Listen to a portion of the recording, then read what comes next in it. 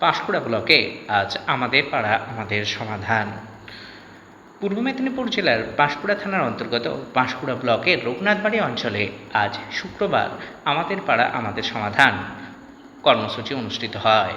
এই আমাদের পাড়া আমাদের সমাধান কর্মসূচিতে উপস্থিত ছিলেন পাঁশকুড়া পঞ্চায়েত সমিতির সম্মানীয়া সভাপতি পম্পা সাঁতরা রাউত সহ পাঁশকুড়া পঞ্চায়েত সমিতির বিদ্যুৎ কর্মাধ্যক্ষ শ্রমিক দরদি তথা তৃণমূল কংগ্রেসের বিশিষ্ট নেতা গুরুপদ মুন্সি সহ একাধিক ব্যক্তিত্ব এই দিন রঘুনাথবাড়ি অঞ্চলের আমাদের পাড়া আমাদের সমাধান কর্মসূচি অনুষ্ঠিত হয়। আপডেট পাঁশকুড়ার বিশেষ প্রতিবেদন।